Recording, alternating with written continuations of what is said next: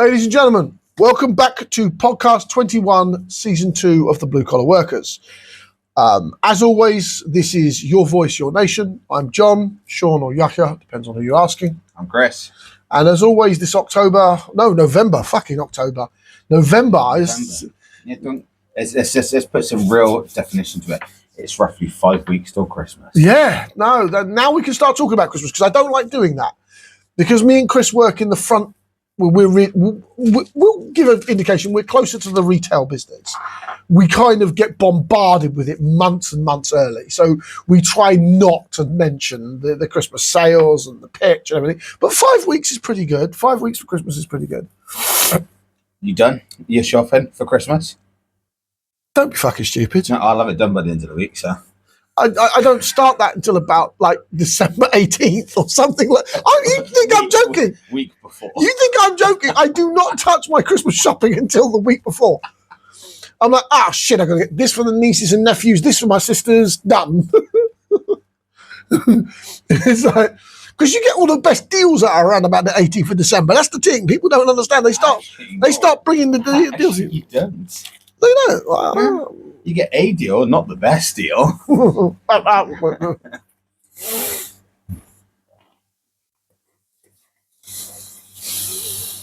And see, on my side, whilst he's munching on a cookie, we got budget U-turns.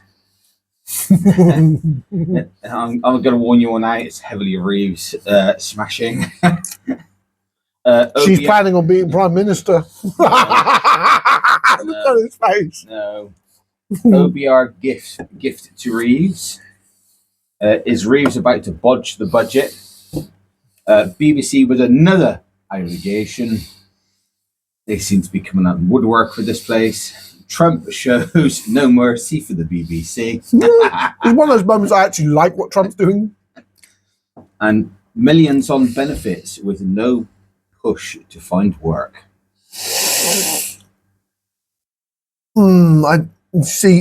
I'm suspecting that they're using the millions quota for how many people get PPI. But there are a lot of people on PPI who also part-time work. See, the overall connection of everybody who's getting some sort of same sort of... We'll cover it when I cover it, but it's partly that, but not all that. Yeah. On my side, we have real concerns about the political appointees of BBC board members. Nadia says. Stemmer's chief of staff, McSweeney, not leaving role over briefing war. BBC is told. David Lammerin finding himself in a perilous position from the Independents. And Labour cannot afford many more weeks like this one from the Independents. So I've got a bit of a mixed bag for me today. 2 from the BBC, 2 from the Independents. Not that I consider the BBC to be an unbiased approach, but they're the least squiff of the political conversationalists in the British society. Since Chris wants to start, we'll start with Reeves. Yeah. I heard rumours. I want to state this. Yeah. I heard rumours that she might be planning her own premiership. Premiership? Yeah, to challenge. Not presidency. Premiership. Premiership. That's what I said. I was thinking football when you say premiership. No, premiership, as in to seize the prime ministership. Fuck off. His look when I mentioned that went beyond sour grapes. He had a look of thunder across his face. Reeves, that woman needs to get a P45. That's Chris's approach. Go on, my boy, you go. Rachel Reeves is reportedly set to bring in a new tax on high-value properties in the upcoming budget. Do you know what, ladies and gentlemen, you know what I can smell? Middle class problems, motherfucker. Yeah, I know. I couldn't give a shit. That's a not me problem today. We'll start making actual money. Listen. Right, but today, that's a you problem and not a me problem. Actually, no. The properties I plan to buy are underneath the bracket. Oh, okay. Lower middle class, John. Lower middle class. Go on, carry on, mate. Sorry. In the upcoming budget, after abandoning the plans to hike income tax, she had no choice. Yeah. Please, we're gonna. The Chancellor could also implement a stealth tax and freeze thresholds for another 2 years in the measures to be announced on the 26th of November, according to reports. Ms Reeves has been expected to breach Labour's manifesto promise and increase income tax as part of her plans to plug the gap in the public finances. She had hinted at recently as Monday that keeping into the manifesto could mean deep cuts into public investment. After this, I'll say something. Because I've been doing a bit of research. The tax rises are still expected, but the change of heart on income tax is understood to have come after improved forecasting from the budget watchdog, the Office for Budget Responsibility. The Times reported on Saturday that the Chancellor will extend the freeze on income tax thresholds for 2 years until 2030. And a move that could raise from $8 billion a year for the Treasury. She gave it up because she knew she was going to get knifed in the fucking. She was going to get knifed in Parliament. Her own party were going to do her. That's why she backed off from the income. It has nothing to do with the improved economy, because it's an improvement by what is it, 1.2, 1.3, something like that. Something like that, yeah. She could also introduce a new levy on some of the most valuable homes, which would mainly affect properties in London and South East. Okay, fuck them. According to the Telegraph, the move will reportedly see 2.4 million of the most valuable properties across the council tax bands F, G, and H. That isn't middle class. That's rich motherfuckers. Okay, yeah. And a new separate supercharge applied to 300,000 of them on top of existing council tax bills. A Treasury spokesperson said, "We do not comment on the speculation around changes to the tax outside of the fiscal events." Other tax changes thought to be on the table at the budget include limits to salary sacrifice schemes and new measures to tax electric vehicles as the Treasury pursues a smorgasbord approach of raising. Absolutely. Why isn't electrical cars taxed? I don't fucking understand that. Every other motor on the fucking road has a tax. I'll explain that in a minute.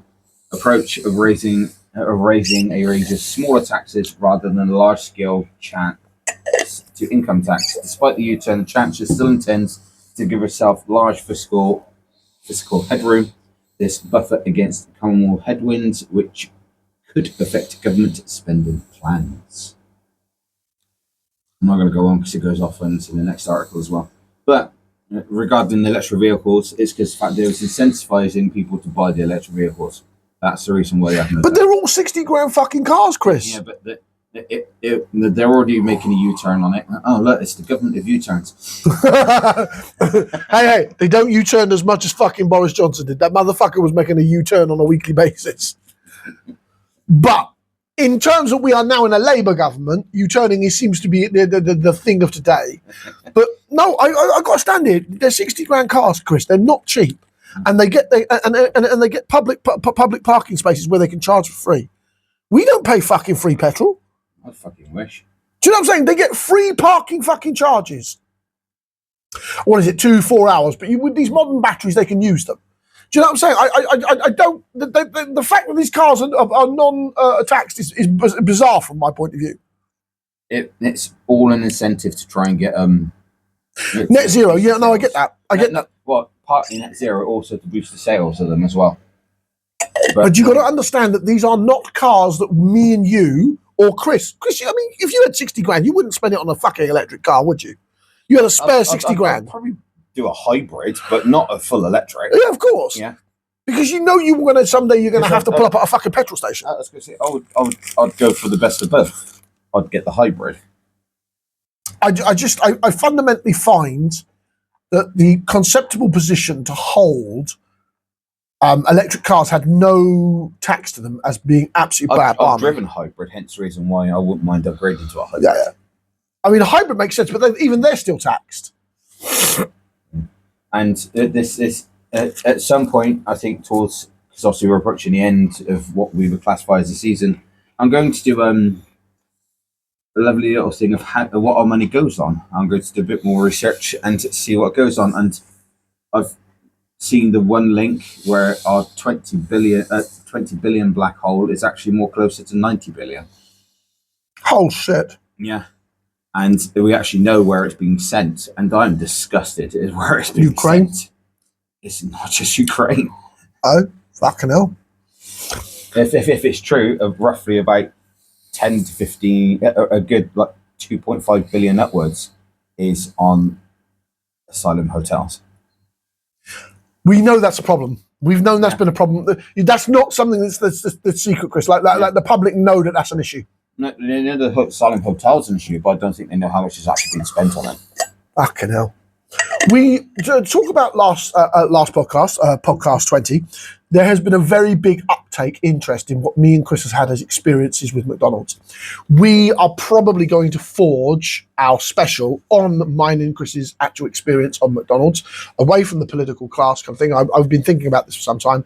There is a lot of uptake interest in our McDonald's experiences with the abuse and what went on behind scenes. And I think, considering we haven't been in the business, I mean, when did you leave? You left after I did. 9-ish years ago. Yeah. So it's been more than a decade. So fuck anyone who's got a problem with us talking about our experiences. Not quite a decade yet. Yeah. For me it is. For him it isn't. So as I said, fuck them. Relatively speaking, there is a very big interest from our from either online or from our subscribers who want to know about our experience in McDonald's and how bad it was 10 years ago to the comparative to today. So I think that's a good idea we're going to do for our special. Whilst you're lining up how much those black holes are, I think we'll do a bit of a thing with that. I'm already crying and I'm going to start researching. Oh Jesus, 2.5 billion for fucking hotels. Might be higher. Damn. Anyway, onwards with mine. Real concerns about the political appointments of BBC boards. Nadia says the Culture Secretary Lisa Nadia has said she shares a real concern that political appointees to the BBC's board damage trust in the corporation. The corporation damages trust in the corporation. Okay, kiddie fiddlers. We start with the infamous fucking gory, the guy who smokes cigars. I'm having a brain fart. Jim Wilson. We start with Savile. We go on from there. The company damages the company. Yeah, it's kiddie fiddle fucking central with BBC. And sexual predatorial and etc. I've covered this more than times. So like the news I have respect for until another news report comes out as grooming a fucking 17-year-old. Yeah, the amount of problems we have with the BBC are unreal. And there's another one. Fuck me. Another one already. But what I'm trying to get at is the idea that the BBC is damaged by political appointees is not as bad as the damage done from the continuous, disgusting fucking human beings that are pouring out of the BBC's oozing like the slime coming off fucking slugs. They made up of a board has come under fire, fresh scrutiny this week, following the resignation of the Director General, Tim Davis, after a leaked memo raised editorial concerns, including the way Panamara edited a speech by President Trump. Now, I don't think this editorial speech of Donald Trump is really that fucking big. The guy's a bigoted cunt at the best of times. I don't think this is huge. It's huge because Donald Trump has made a load of noise about it because he's trying to deflect from his Epstein problems, because he's got Epstein problems. Nadia told BBC Radio 4 today that the perceptions of political influence is a problem, adding she would be examining the issue as part of the corporation's next chartered review. The Cultural Secretary also included that a string of recent scandals at the BBC suggested the corporation should have people at the very senior level with a journalistical background. Why don't they have a journalistical background at the highest levels anyway, since it's a fucking news reporting site? You morons. Just my train of thought on that. On the, as I call it, the top level, the one that calls the shots, I'd expect it to be at least a good 50-50 split down the board. So ones that have worked their ways up, and then the ones that understand the business side of things, because obviously it's a balance of both. But the fact that you got no one that has the journalistic background at the top, no wonder why you're fucking failing. Political appointments to the board would be examined in the Charter's review, she said in response to the questions I've asked if members of Sir Robert Gibbs, a former communications director under the Conservative Prime Minister Theresa May, had overstepped his remit and waded into politics. The Charter set the funding and regulation duties of the BBC and is negotiated with the government. David resigned from the corporation on Sunday, along with CEO of News, Debbie Turness, after a memo raising concerns about the editorial decisions and perceived insinuation bias was leaked to the Daily Telegraph. Why was it leaked to the Daily Telegraph, of all places? Why couldn't they speak out themselves? Because they don't like to. On Thursday, the BBC apologised to President Trump for Panorama's episode that spliced parts of his 6 January 2021 speech together, but rejected his demands for compensation. No, fuck him. He ain't getting any money. He's a greedy bastard. The corporation said that the edit has given the mistaken impression that the President Trump has made a direct call for violent action and said it would not show the 2024 programme again. The man has multiple times called for violence. I don't quite grasp why we should consider this acceptable. He's talked about violence towards immigrants in America already. You're trying to defend a pig with lipstick. Lawyers for Trump have threatened to sue BBC for £1 billion in damages unless, no, $1 billion, £759 million in damages unless the corporation issues a retraction, apologises and compensates him. No, he ain't getting any compensation. Fuck him. A week of damaging headlines has followed with some media commentators putting the spotlight on Sir Robbie. Nadia acknowledged that the sheer number of questions she had received about Sir Robbins in the Home Commons earlier this week suggests that there is a real concern, which I share, that political appointees to the board of the BBC damages confidence and trust in the BBC's impartialness. There is something we will be looking into as part of the Charter Review. Asked by presenter Nick Robinson about Sir Robert's current role on the board, Nadia said he was appointed by the previous government and will remain in post until 2028. No, he should be fired now. No, he should be fucking fired now. I am tired of these board members who are appointed by politicians for scratch your back fucking politics. No, the fucker should be gone. No government should be allowed to appoint things to a news agency, but they do. They fucking do. The current charter states that the board members would have to be unwillingly unfit or unable to discharge their duty in order to justify their removal, she said, adding, in these practical issues, instances, I'm unable to act. Okay, right, okay, so pull forward the Charter's review. You're the Culture Secretary, yeah? Pull forward. Yeah. Just pull it forward and say, right, we're reviewing it now. That's how you get around the problem. If something's at the top of the forefront, you turn around and sort that first and deal with the rest. Yeah. If you can't deal with it, I can't because the Charter's rule. Pull the Charter forward. Shorten the Charter's time frame. Declare an immediate restoration towards the Charter. She can do it. She doesn't want to. Creative Industries Union's BACTA has demanded the removal of Sir Robbins Gibbs from the BBC board in a letter that the Cultural Secretaries and BBC chairs Samir said. The union said Sir Robbins' position was a distraction and is untenable. I agree. We simply do not see how staff can have faith in the BBC's leadership whilst a critical position on the board is filled by someone perceived by many staff and extenuating commentators as sympathetic to or actively part of the campaign to undermine the BBC and influence its political impartiality, the letter said. Yeah, absolutely, the fucker should be fired. And government should not be allowed to appoint political appointees. Thoughts? Why are politics trying to get into the... Oh, of course. No, it's because they want to... Control it, yeah, of course. Authoritarianism. Former BBC presenter Andrew Neil highlighted external figures such as James Purnell, a former Labour MP, who went on to a senior BBC role, Labour Party donor Gavin Davis, who chaired the Board of Governors, Labour Council leader Michael Lyons, who chaired the BBC Trust, and former Director General 𝐬𝐿, who was a Labour donor. All of them should be fired. Okay? And the same with the Tory fucking donors that have been doing that kind of shit. All of them should be fired. Unfucking questionably. Tories, Labour, the fucking lot, we should have them ejected from publicly owned spaces. Yeah. I don't know what they're trying to... Yeah, but then I just said they just want control. That's all they ever want is control. Fucking disgusting. Fucking disgusting. How about instead of seeking control, live up to the standard of being... Yeah. If you could provide the standards, I might have an argument. You might have an argument about it, but you don't. Live up to the standard we expect from an MP of any level, and then you won't have to worry about trying to seek control. So in other words, stop being a bunch of dirty ass bastards and control yourselves.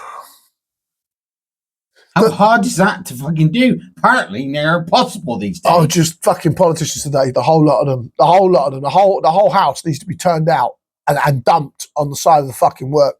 P45 should be issued to the whole House of Parliament for failure to run this country properly. Anyway, over to you, my old boy. I'm going to lead it on with two from me from the BBC. One would be a quick one because this is about Trump. The other one would be a nice one.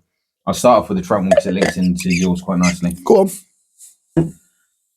Donald Trump has confirmed he will sue the BBC for up to $5 billion, so 3.8. He's not going to get it. He's not going to get it. He might get a couple of legal bill costs, but he's not going to get that money. After its Panorama program doctored one of his speeches, speaking to the Telegraph on board Air Force One, Mr. Trump said he would formally seek damages against the BBC as early as next week, for between $1 billion to $5 billion US. I think I have to say, I think I have to, he said. Not really. Just you trying to make stand. The US president added that 𝐶𝐿 was very embarrassed by the scandal and that he would speak to the Prime Minister over the weekend. That's all I'm going to cover on that one because it's just a bunch of faffle saying bloody same thing. Yeah. But he wants money because he's a greedy bastard. Donald Trump has always been a greedy bastard. The only thing I can think of this is why did he not just turn around and go, "Oi, why have you doctored my speech? Give me a formal explanation for this." Yeah, instead of going, they did apologise. They have apologised for that. They have apologised for it, but why didn't he just turn around as cool, be more civil? Because everything I seem to be noticing with Trump, if you don't like it, he throws a tantrum.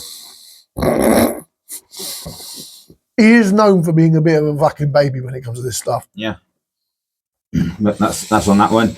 The other one. If I butcher the name, I do apologise. 𝐬𝐿𝐫𝐿𝐫𝐞. There you go. 𝐬𝐮𝐬𝐫𝐿𝐫𝐞 says it. Reportedly under formal BBC investigation over alleged bullying. Yet another thing. This is from The Guardian, bear in mind. The BBC breakfast broadcast presenter, 𝐬𝐮𝐬𝐫𝐿𝐫𝐞, is reportedly being formally investigated over allegations of bullying. It follows previous claims of bullying by the 50-year-old broadcaster on the programme, which have now been escalated to a full investigation, according to The Sun. So I'm going to hold you for a moment, yeah? This is minor, in my eyes, to what the BBC has previously had. Yeah, Kiddie fiddlers. It might be minor, but that's... Oh, no, it's still another scandal, obviously. Another scandal. But you got to understand, that comparatively, this should be major fucking news for the BBC. Like, oh, God, bullying. But it isn't. It's not even their worst problem. As I call it, it's on the other end of the scale of what's them, because the shit that flies off of the BBC is unreal. Grooming fucking adult teenage boys. Jimmy Savile is at the beginning of this shit stain. He is the almighty fucking turd that the BBC has never managed to get rid of. And then we've come to this. This is quite minor, relatively speaking. A BBC spokesperson said we do not comment on individual HR matters. Machete began her career at the corporation as a presenter on the business program Working Lunch in 2008 before moving to BBC Breakfast in 2014. She also presents a mid-morning show on BBC Radio 5 Live. Machete earned between... Oh, fuck's sake, fuck off with your salary. She earned between 355,000 and 360,000 in last year, according to figures published in the BBC annual report. A HR advisor from the consultancy firm PricewaterhouseCoopers have been supporting the corporation as it looks into the culture of the BBC One show, which is based in Salford and airs every weekday morning. In September, it was reported that the editor of the BBC Breakfast, Richard Federer, has been cleared of bully allegations after an investigation. So it's not the first time someone's been had up under bullying accusations. Federanini, a former ITV News executive who has been in charge of the morning show since 2019, took an extended period of leave after allegations were made. Tim Davie, who resigned as Director General last weekend, and the BBC board chair, vowed in April to draw a line under the sand after the independent review of the corporation found some well-known names were not being held to account for poor behaviour. It found the corporation did not have a toxic workplace culture, but said it must intervene earlier when allegations of inappropriate behaviour emerge. The workplace culture review, led by the management consultant Graham Russell from Change Associates, was launched into the wake of an allegation against the former newsreader Hugh Edwards. Edwards was given a 6-month prison sentence, suspended for 2 years last year after he admitted charges of making indecent images of children. Fucking 2 years. 2 years. Yeah, I know. This is the problem. They're BBC fucking presenters. Remember, we've got Jimmy Savile, Martin Bashir, and Rolf Harris as the worst cases of these situations, and they're all BBC. Man, oh, I can. He was a friend of fucking Savile's, Chris. How did you not know that? How did anybody who was a friend of Savile wanted to be fucking watched? As soon as Savile, obviously, the scandal with Savile come out, I was like, it's going to roll onto... Yeah, of course. Roll onto a minute, and it naturally did. Of course, because Rolf and Savile, there was a clique in the BBC during their time period. And it's important to mention because that type of clique culture, not necessarily the people that were in it, but that kind of clique culture has permeated throughout the BBC's successful programs. This is why we have things like 𝐬𝐮𝐬𝐫𝐿 coming out. This is why we have the MasterChef problems coming out. The BBC has a constant flow of disgusting human fucking beings. Constant flow. That's it for me on the BBC. Right, well, back to me then, aren't we? Stemmer's Chief of Staff, McSweeney, sounds like a TV show, is not leaving his role over the briefing war, the BBC was told. The Prime Minister's Chief of Staff, Morgan McSweeney, was not involved directly or indirectly in the briefing against cabinet ministers and will not be leaving his job, sources have told the BBC.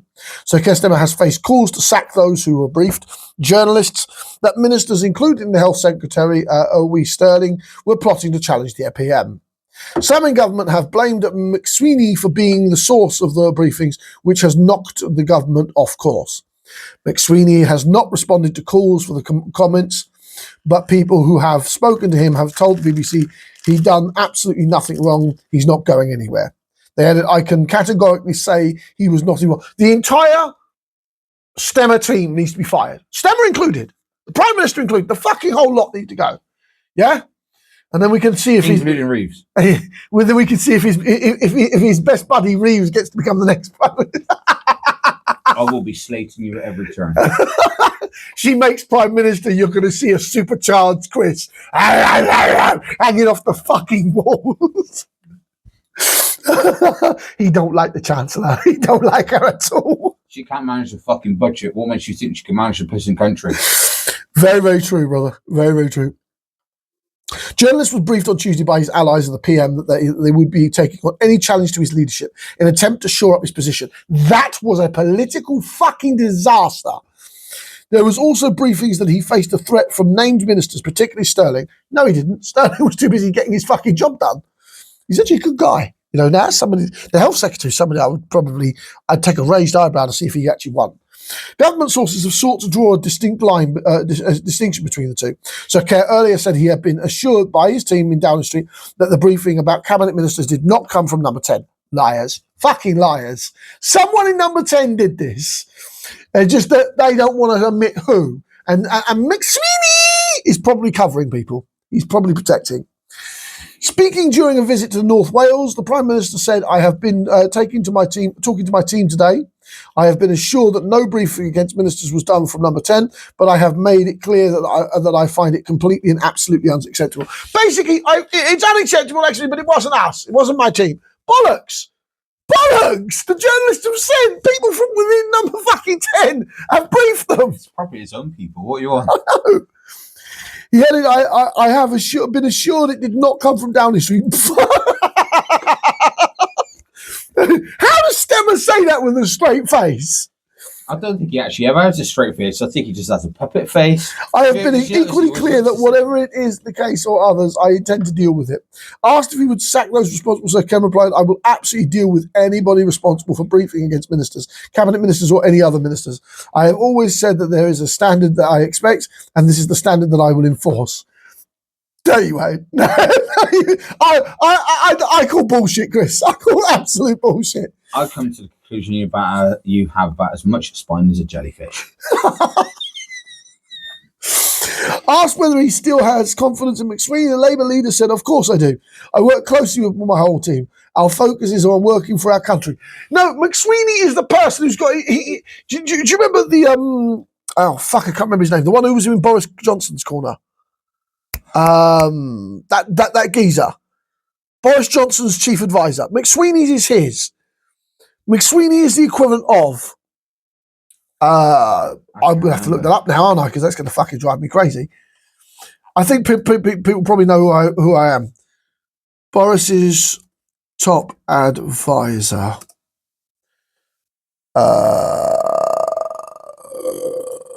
Dominic Cummings. Dominic Cummings. McSweeney is the Dominic Cummings of Labour. Okay? Without him, Stemmer falls a fucking apart. That's what I need to make very, very clear. Stemmer will fall apart without McSweeney. McSweeney probably knows who's fucking responsible and wants to cover his own ass and isn't informing them, because if McSweeney sacks these people, they're going to rat on whatever dirty business he's been involved in. You know the House of Cards. So he's defending them as much as he can because he knows his ass is on the line next. So keep that shield up. You know?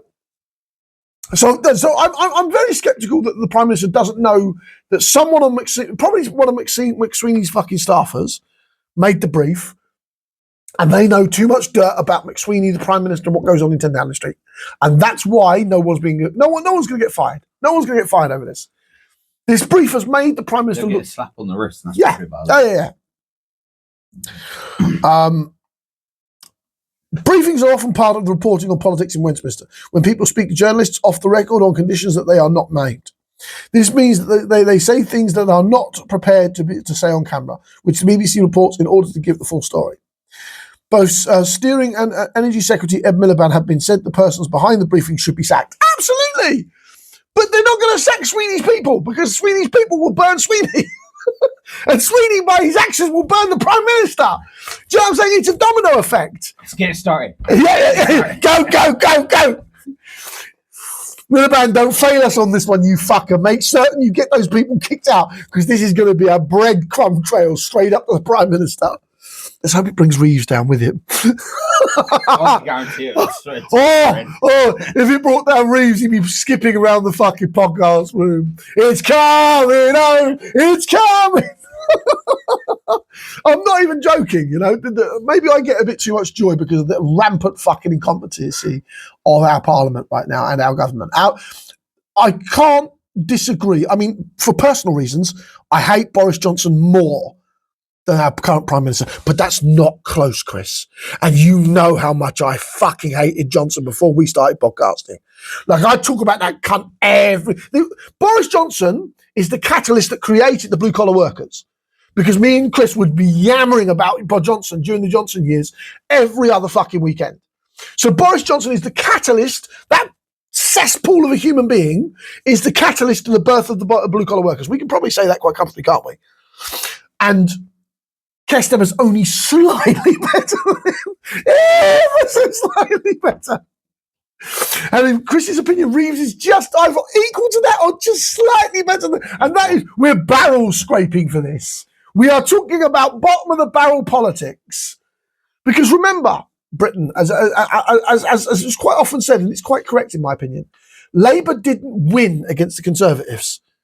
Labour was the option we used to get rid of the Conservatives, not because we wanted Labour, we wanted rid of the Tories. You were used to get rid of the current government that we had at the time. And you are not a vast fucking improvement.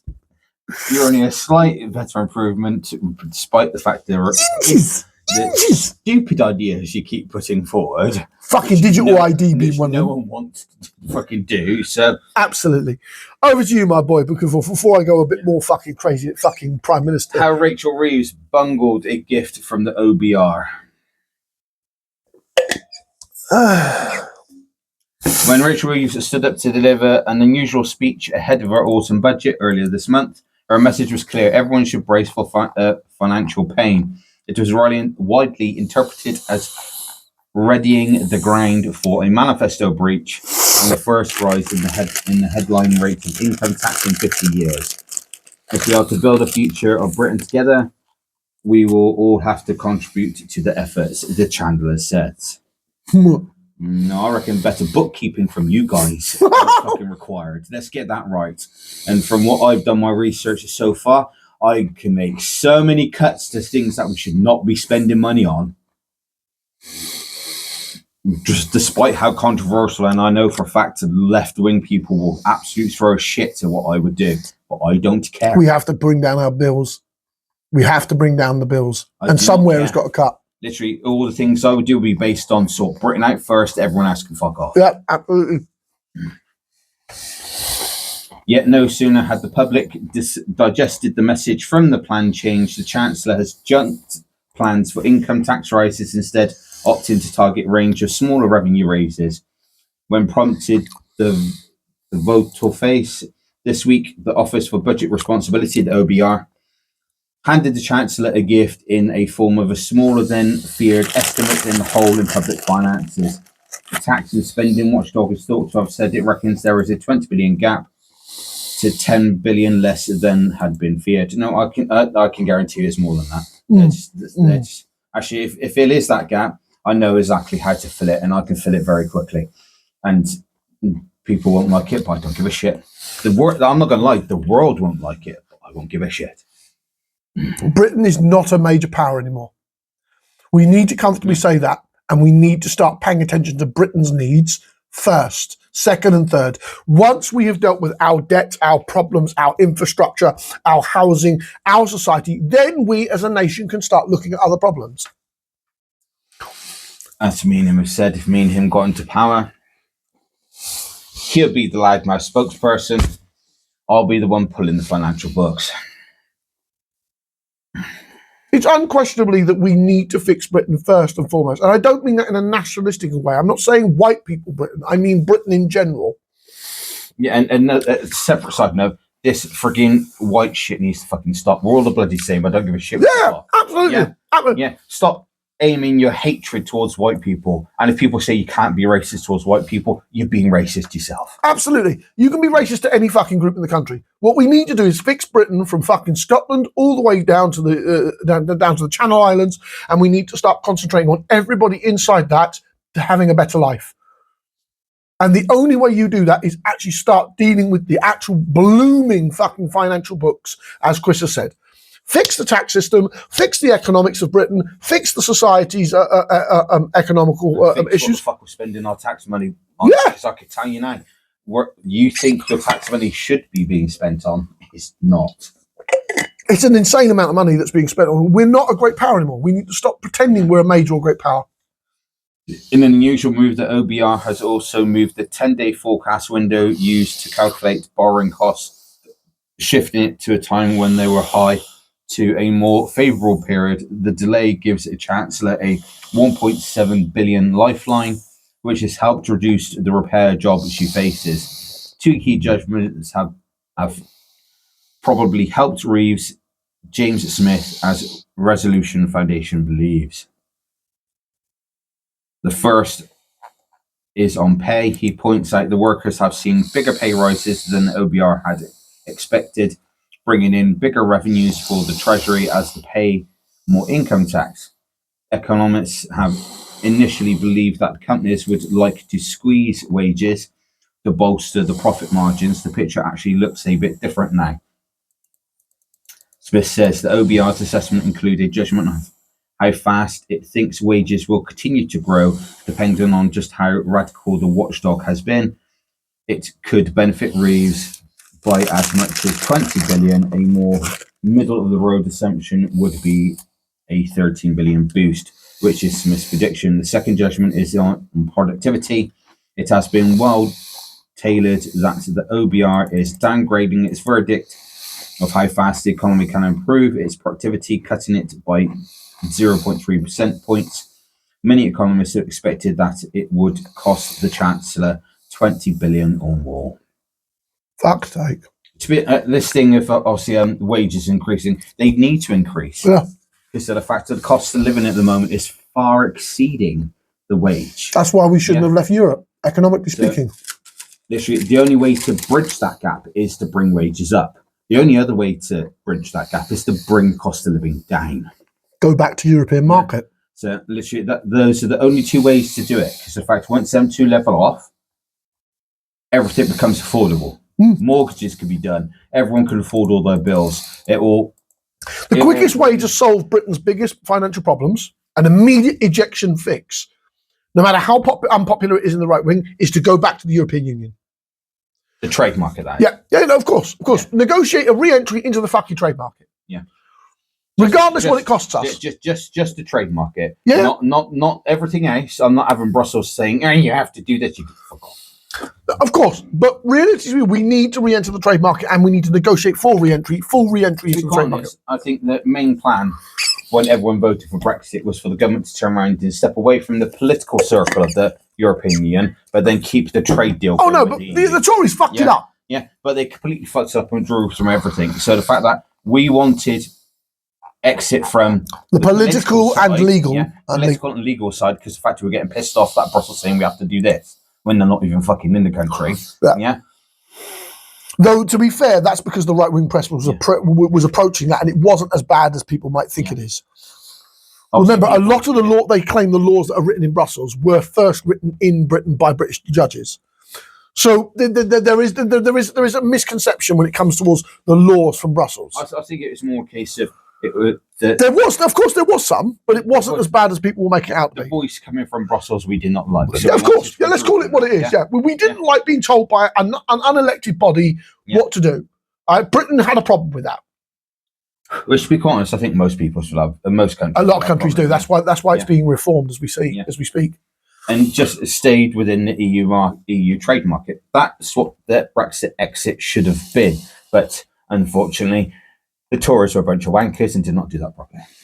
They couldn't have organised a piss up in a fucking brewery, mate. Actually, no, they can, because they've done it during lockdown. That's bad. That's bad. We over my side, yeah?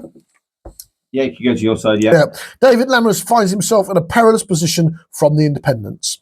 This is an editorial piece from the Independents, I might add. Forgetting to wear a poppy to his first appointment leading PM quiz now looks like the least of the Justice Minister's problems. His lack of candour with the Commons about yet another foreign national sex offender being mistakenly released from prison on his own department's watch is more serious and possibly counter-vextious of ministerial code. I would like to defend David for a moment because he inherited a horrific fucking prison system given to him to 14 years of Tory misrule, and we are still at the end of the first year of Labour government. Now, I'm not a defender of 𝐾 Chris will tell you I don't like the fucking man at all. He's a lying bastard. We need to get rid of him. But that doesn't mean I have an axe to grind against the whole Labour fucking party. And David Lammen is not one of them. Yeah, I don't have a personal axe to grind against him. I think he's a pretty decent MP. I think he does things in earnest. He has taken over a horrific fucking system. Horrific. Minor prisons have been closed. Major prisons have been restructured. The system that he was given by the Tories is horrific. And that needs to be emphasised before I carry on with this editorial. David Lammen is discovering the doctrine of ministerial accountability is a cruel one. The ministerial code, the nearest thing that we have to in respects to a written constitution, is clear. It states ministers have a duty to Parliament to account and be held accounted for the policies, decisions and actions of their department and agency. Yes, absolutely. In mitigation to that, independence, I want to mention 14 years of mismanagement. Or in plainer terms, the buck stops with you, Minister. Again, yes, absolutely. And again, 14 years of mismanagement. The prison system is horrifically fucking underfunded, massively damaged, and has prisons that are literally falling apart.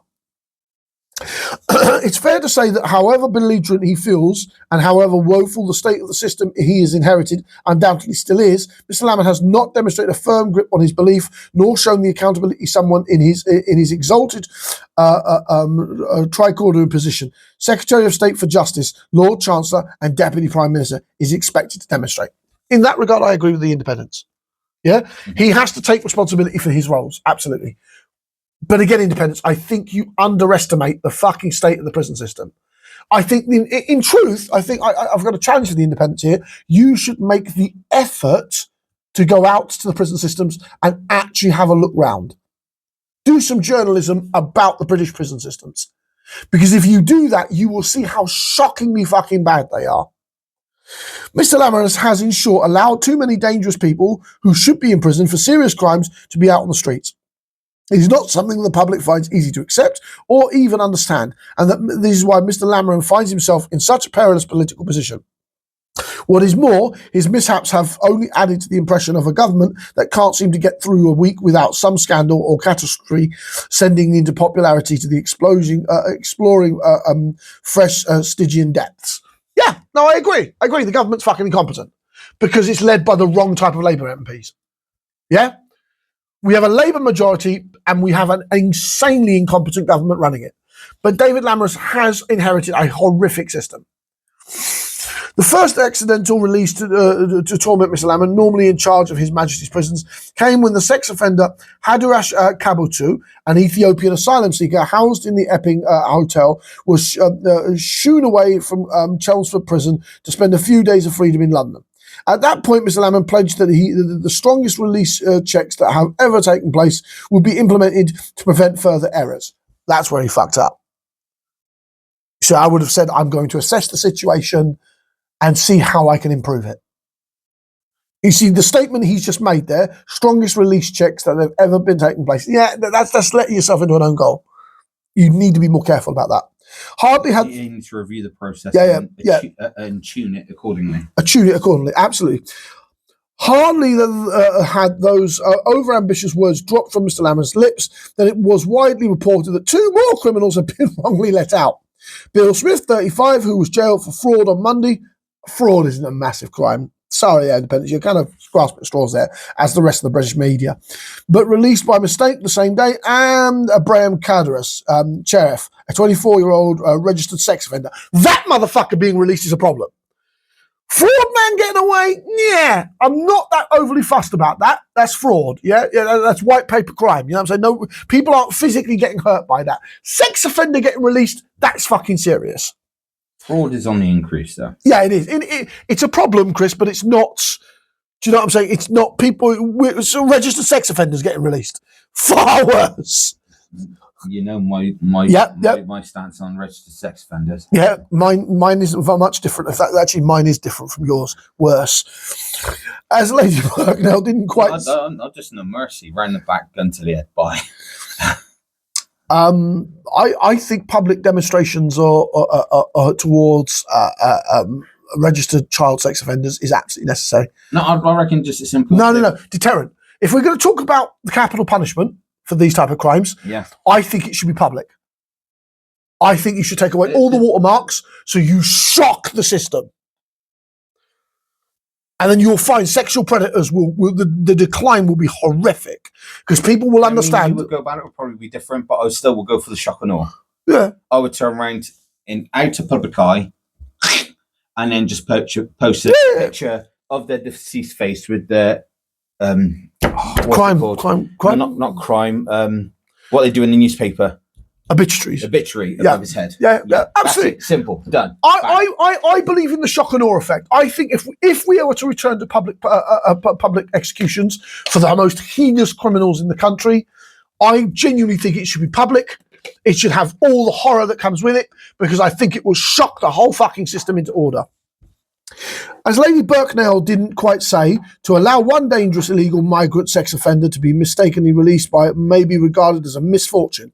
To lose both, plus a convicted fraudster, looks like carelessness. Mr. Smith has been good enough to hand himself back in, but the other should be convicted is still at large. How Mr. Lamron must dread getting updates from the head of the prison service. I dread that too, to be honest. So Hatsley's defenders plead that the mistaken releases have been a fact of penal life since crime was invented, and that plenty has been let out by Tory ministers, including the relentless shadow Robert Jenkins. It is also undeniable Mr. Jenkins concluded the point that the Conservative administration didn't build enough new prisons. No, they didn't. No, they fucked the prison system. 14 years of the Tories fucking the prison system. I don't know why they shut the small ones down. I really don't. Save money. I don't give a shit. No. Mr. Jenkins concluded the point that the Conservative administration didn't build enough new prisons and provide enough spaces to accommodate their taste for locking up offenders. The human errors responsible for recent blunders have indeed been exacerbated by an underfunded, overcrowded, chaotic system overly reliant on paper records. Hang on, all right. you said obviously they shut the smaller prisons because of the fact of the cost, and then they go build new ones. Yeah, but I think they should have built like 6 massive super prisons. And as cruel as this sounds, Britain, and I realise this is probably going to put me way away from the leftists, bring the American prison system in. Get them to pay for it. No, I wouldn't. I think it saves us money. It builds a super prison. We get labour out of it. I would say get the plans for a super prison. Yeah, for America. We build it. Yeah, then we implement our system within it because of the fact that it's already improving that the American system's flawed anyway.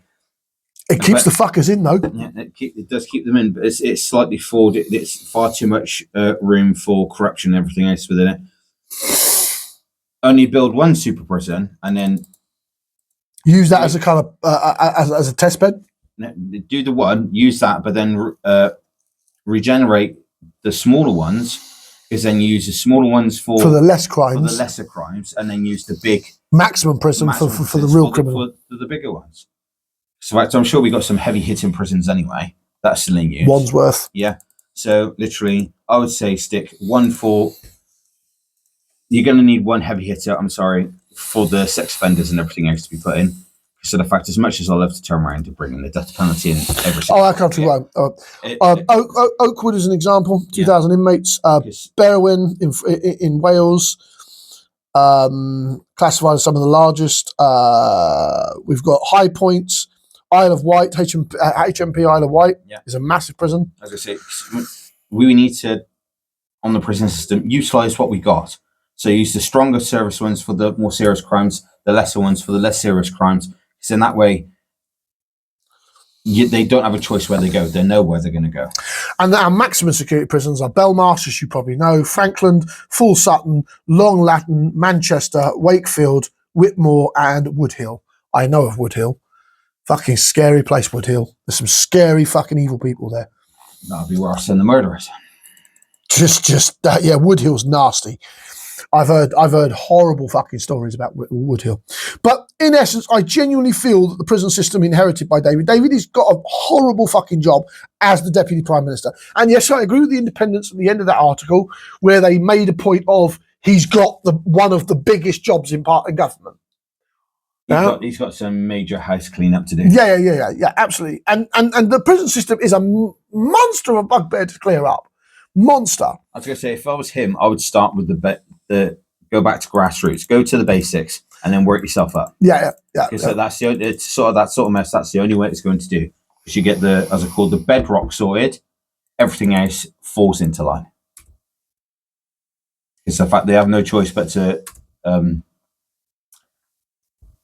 my laptop just die? I think your laptop probably just did die. So I'll carry on then. Speaking, it did die. It's on the verge. He hasn't plugged his battery in. I do that the minute I get here. See, organised. Organised chaos, as Chris will remind you. But I am organised to a degree. Probably run out of battery.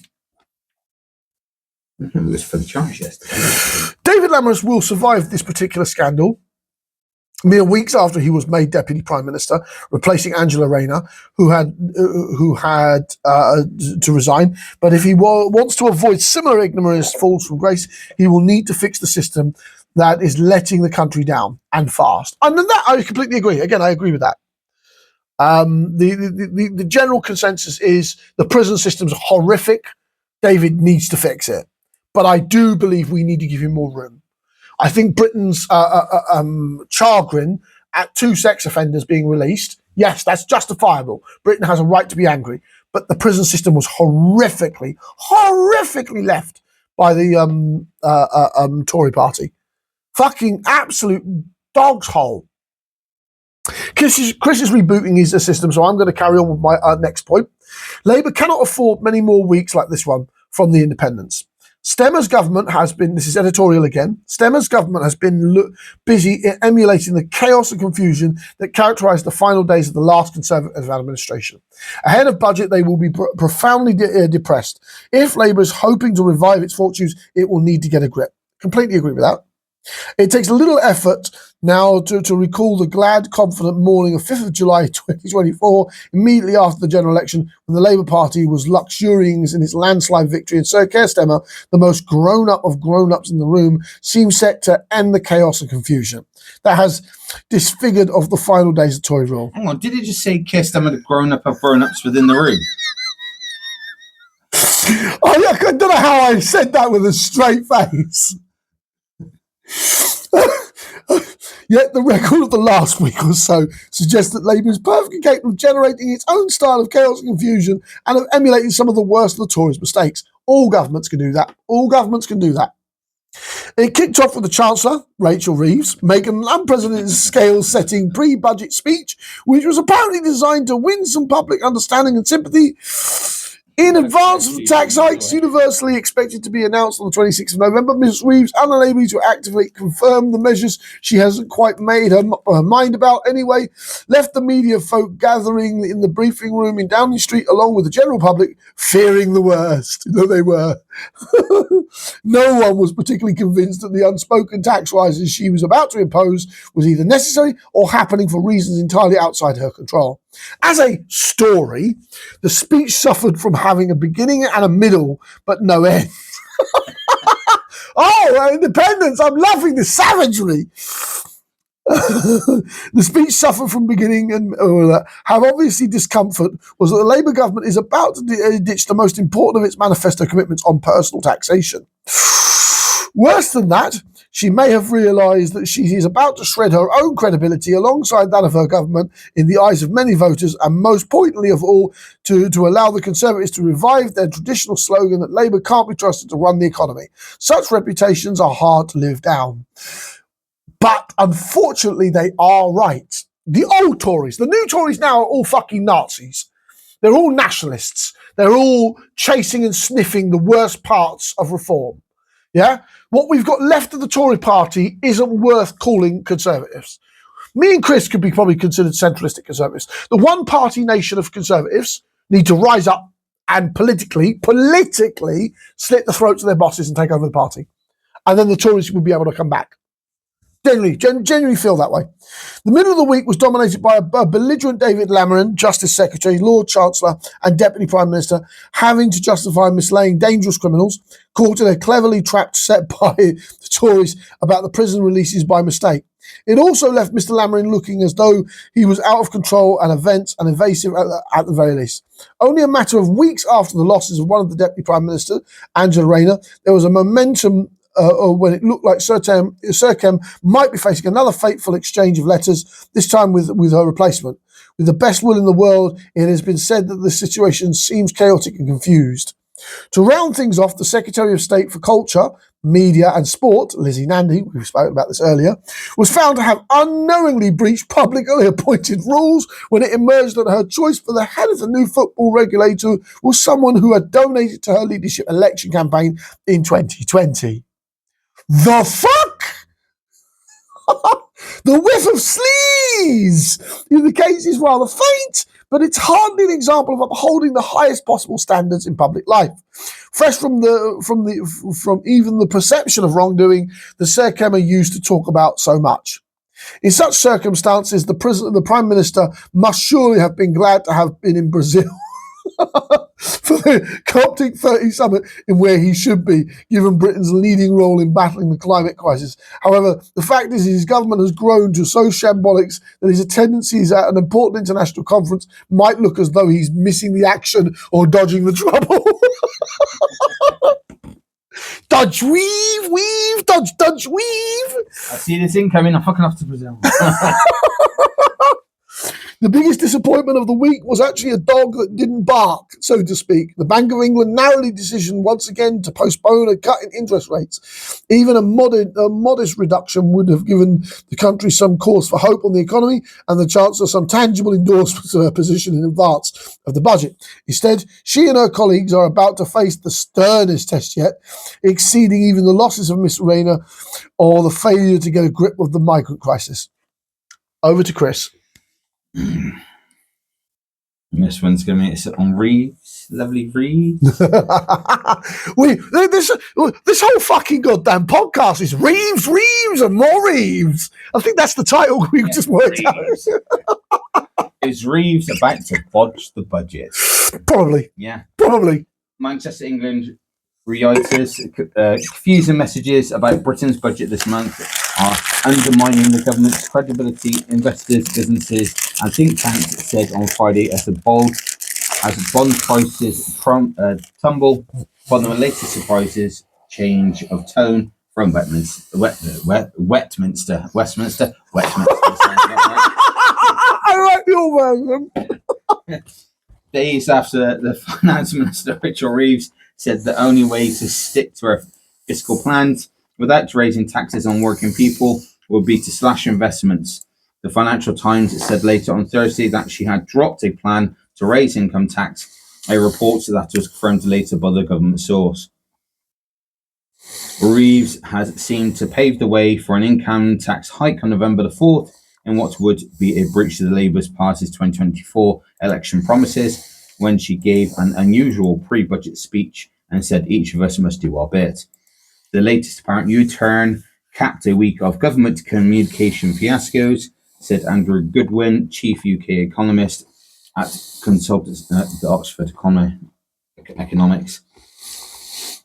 The government abandoned money-saving welfare reforms in July in a move that raised doubts over its willingness to take tough fiscal decisions. The latest reversal added to those questions, Goodwin said. Comments by the government source that Britain could drop the income tax plan because of the improved forecast from its official budget watchdog also raised questions over the credibility of those assumptions. Ben Shirako, associate director at the Institute of Fiscal Studies, it said the back and forth around the budget was a byproduct of tiny margin for error that Reeves left herself against her pass or fail fiscal rules. This is not a remotely sensible way to guide policy. I think it leads to policy being rushed. I think it leads to the policy being volatile. A Treasury spokesperson declined to comment on specific tax policy measures, but said that the budget on November 20th would make fair choices to build strong foundations to secure Britain's future, and Reeves has committed to creating enough fiscal room to withstand turbulence in a global economy. And CBI says uncertainty deters investors. Business leaders also express concern about the latest change of tone from the government. The Confederation of British Industry said it's worried that Friday's report meant the budget would include small tweaks to a range of taxes that will cost uncertainty over companies instead of a large hike to income tax that had more predictable effects in terms of revenues. If you put yourself in the boardroom of a business trying to make investment decisions and then suddenly see the headlines this morning, why would they not then wait longer to make another decision? Asked Mohammed Jami, Director of Economic Policy at the CBI.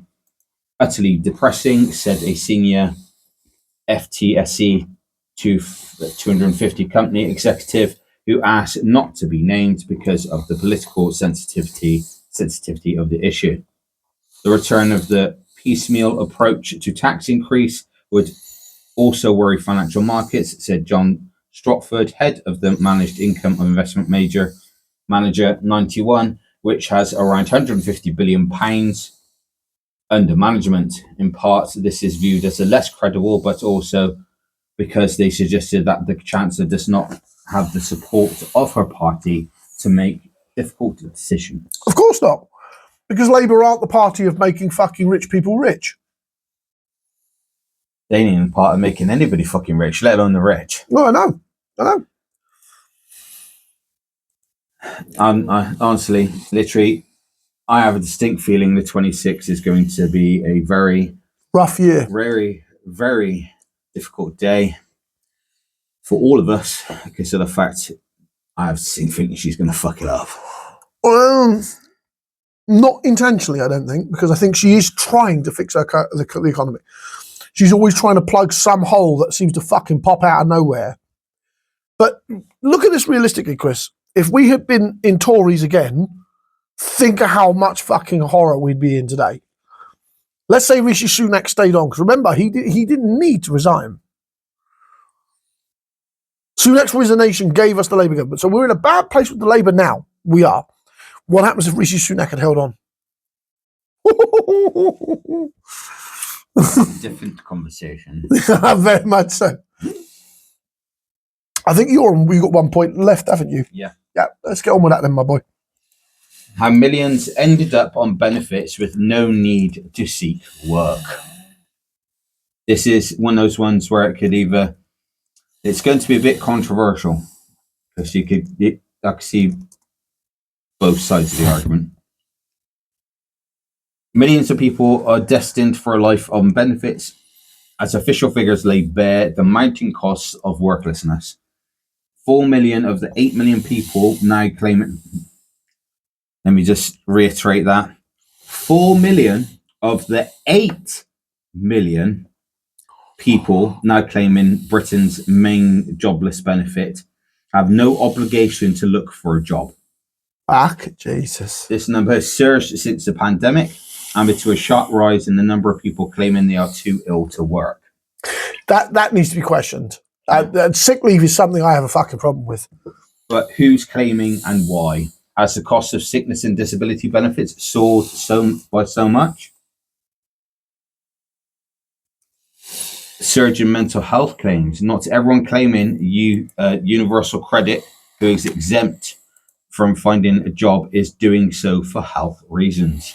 Welfare rules state that mothers with children aged under 3 do not have to find work, although they do not need to start preparing CVs once your child turns 2. Those with caring responsibilities, people in full-time education, and those near the end of their life also have no strings attached to their benefits. Those I can understand. Yeah, caring responsibilities, you're literally, you should be retiring if you're coming to the end of your life anyway.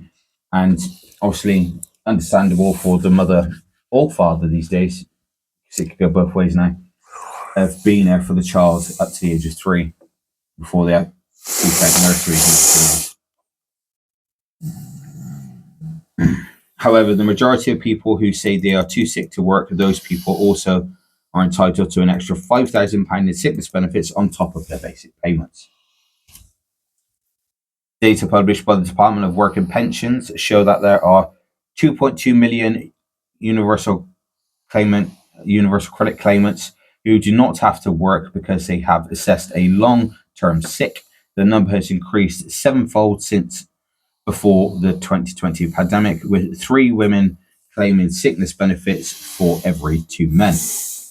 The 2.2 million number excludes the million or so people who are claiming employment and support allowance, ESA, a legacy benefit that also supports people with health conditions. These people, many of whom have been claiming benefits for years, are currently being moved to the UC after the government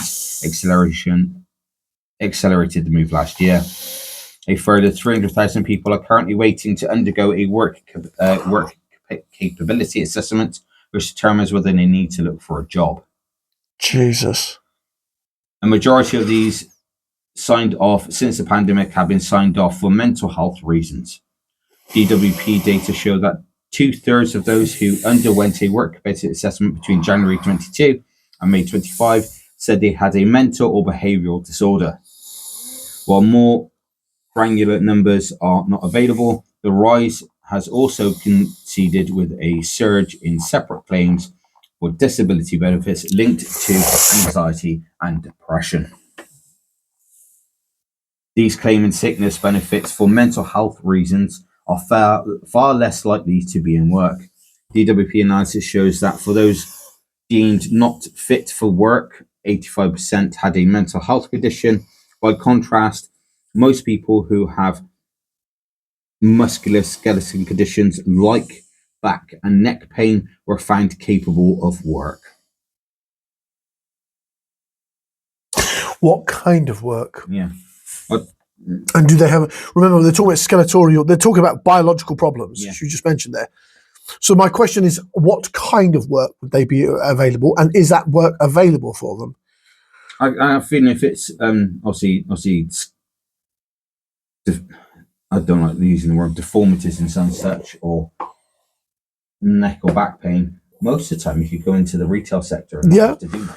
Yeah, no, not just retail, but I mean, you could probably do it in office work as well. Yeah, and I tend to find office work tends to aggravate back pain.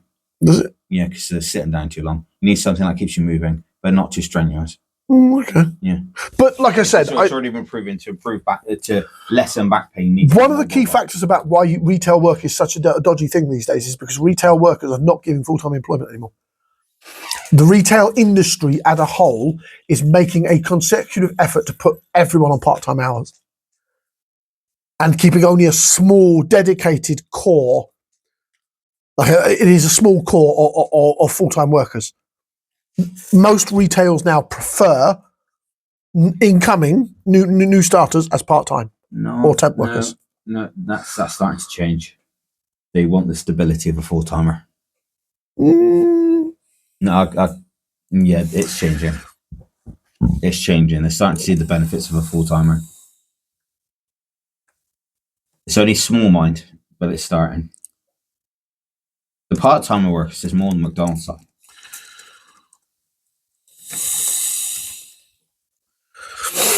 Let's have a double quick look.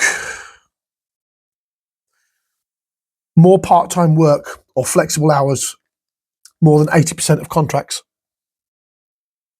Since the new tax codes, I'm talking within this year, they're shifting their policies. From what I've observed and from what I've been told by friends who still are in the retail business, that they're moving away from full-time contractors. I know they're definitely going towards more flexible hours. Yeah. I know that, of course. It's quite scary, relatively speaking. Well, I can understand flexible hours. It's like the more people you have on flexible hours, it means that the less likely you are to burn them out.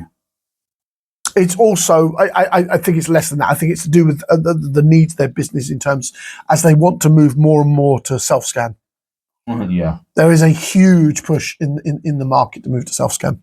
There's also a huge pushback against it. There is too. Like shops that are still operating fully open tills are getting more customers. It's quite shocking in that regard. Yeah, literally. Are you done? Is that? Are you finished, my boy? If so, I think it could go on a massive tangent, but I'm not going to. Yeah, but I can tell you one thing: the cost of this lot is expected to hit 100 billion a year. Fucking Jesus! All right, so let's be hypothetical as we're coming to the end of our podcast. Chancellor Bailey, how would you fix that? Let's do that as a bit of a role play at the end of the podcast 21. How would Chancellor Christopher deal with that? First, I would reform the assessment of how fit you are to work. Right. Okay. Yeah. But that's more heading towards Tories, which led to several problems, including an increase in suicidal rates. So I want to caution you on that. No, the only way to improve it is to analyse. Okay. Which means, in other words, you need to collect the data before you can then make a decision. Okay, fair enough. And then I'll turn around and put an incentive in there to boost the people going back to work. So incentivizing the people or incentivizing the companies to take them? That's going to be expensive. But if you do it correctly, it'll be less than 100 billion a year. Oh yeah, no, that's entirely possible. That's entirely possible. You need to do it if your system costs less than 100 billion, you've made a saving. This is the sort of thing where the first year will probably be more than 100 billion because that's setting it up. Yeah, obviously. It's a long-term thing because it's something that you can't turn around and just go slap. It's there, it's done. It's not going to work. You'd have so much uproar, it would be absolutely horrendous. Yeah. You'd have to pull it in and start building it from year one. So by the time you reach the end of your term, it's fully in place and you save money in the long run because that's a long-run game. That isn't a short-term game. Yeah, absolutely. Yeah, it's reevaluate the assessments, collect the data, incentivize the person to go back to work, and incentivize the company to take them to work. And then obviously this is where you then research on what they're capable of working at, what they are able to do, and push them into the field that will suit them the best. Absolutely, I think that has a lot more of a problem we have, that not enough of the British public and the British society has moved towards the right kind of industries. We need more creativity building communities, because more and more AI and more roboticized materials. Let's be fair, factory work is dead in the UK. I mean, and I know that's horrible to say because we still have some factories, but factory work as an industry, as an overall industry, turning more to machines rather than men. Yeah. It's the reality is you're shrinking your labour force inside as a nation of a G7 nation, barely a G7. Fuck, I don't even know where we are in the G7. Oh, we're like 6th or 7th ourselves. We've dropped. That's the problem. But our industrial capacity is going to continue to shrink over the decades to come. I know that's horrible to say, but it's a reality to say. And in that, you need to retool and re-educate the actual working personnel. Hence the reason why you evaluate. Yeah. See what they can do, and then push them towards the career that would best suit them and the country. The country. Yeah. And then offer a quick, like 1 day free introductory course into that field, so they get the basic. No. You have to do more, and as you said, that's the uptake cost. I would subsidise the tax codes. You see, my advice to you would have been to subsidise the tax code of the company that takes them on to train them, so they don't pay whatever extra tax it is for the person there during their training period. Yeah, but we're going to change the tax system anyway. So. I know, but. You're basing it off the current tax system. We're going to change it anyway. True. I'm trying to look at it from the perspective of our society today. But as always, we've come to the end of the podcast. It's been a pleasure to have you here at Podcast 21. As always, we are your voice, your nation. I am John, Sean, or Yasha. Depends on who you're asking. I'm Chris. Hope you have a smashing day. Assalamu alaikum wa rahmatullahi wa barakatuh.